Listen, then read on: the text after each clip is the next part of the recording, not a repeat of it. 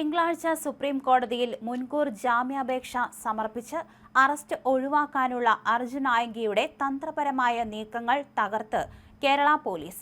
കണ്ണൂർ ടൗണിലെ പഴയ ബസ് സ്റ്റാൻഡിന് സമീപമുള്ള അപ്പാർട്ട്മെന്റിൽ നിന്ന് അർദ്ധരാത്രിയിൽ ഡിഐജി കെ കാർത്തിക്കിന്റെ നേതൃത്വത്തിലുള്ള വലിയ പോലീസ് സംഘം ഇയാളെ കസ്റ്റഡിയിലെടുക്കുകയായിരുന്നു.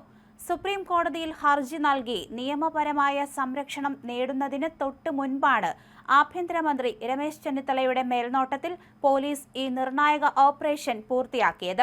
തനിക്കെതിരെ ഒന്നിലധികം കേസുകൾ നിലനിൽക്കുന്ന സാഹചര്യത്തിൽ തിങ്കളാഴ്ച തന്നെ ഡൽഹിയിൽ സുപ്രീം കോടതി മുഖേന മുൻകൂർ ജാമ്യ ഹർജി സമർപ്പിക്കാനായിരുന്നു ആയങ്കിയും സംഘവും പദ്ധതിയിട്ടിരുന്നത്.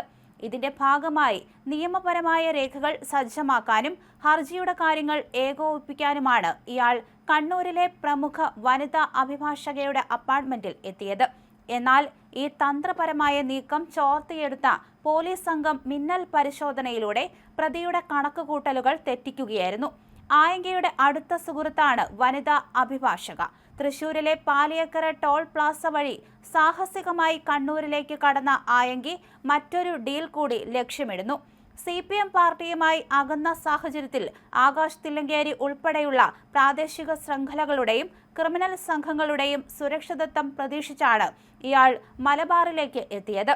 മുൻകാലങ്ങളിൽ ഇത്തരം സുരക്ഷിത താവളങ്ങൾ തുണച്ചിട്ടുണ്ടെങ്കിലും ഇത്തവണ പോലീസിന്റെ കണിശമായ നിരീക്ഷണവും അതിശക്തമായ പട്രോളിംഗും കാരണം ഇത്തരം താവളങ്ങളിലേക്ക് പ്രവേശിക്കാൻ ഇയാൾക്ക് സാധിച്ചിട്ടില്ല.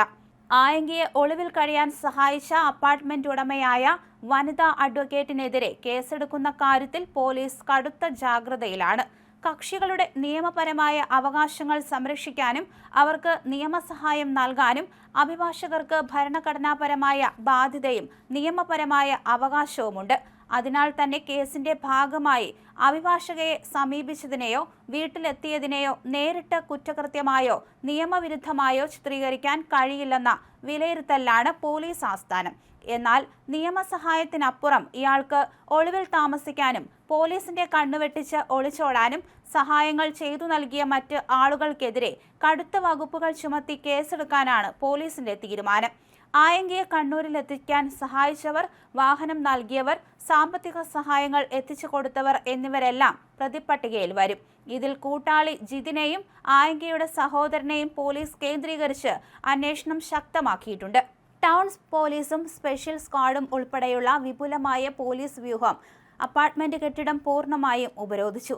രക്ഷപ്പെടാനുള്ള എല്ലാ വാതിലുകളും അടച്ച ശേഷമായിരുന്നു പോലീസ് സംഘത്തിന്റെ അതിസാഹസികമായ ഇരച്ചുകയറ്റം. സൈബർ ഇടങ്ങളിൽ VPN സാങ്കേതിക വിദ്യയും സ്വിച്ച് ഓഫ് ചെയ്ത മൊബൈലുകളും ഉപയോഗിച്ച് പോലീസിനെ വെല്ലുവിളിക്കുകയും ടവർ ലൊക്കേഷനുകൾ തെറ്റിക്കുകയും ചെയ്തിരുന്ന ഇയാളെ വീഴ്ത്താൻ ഗ്രൗണ്ട് ഇന്റലിജൻസാണ് പോലീസ് ആയുധമാക്കിയത്.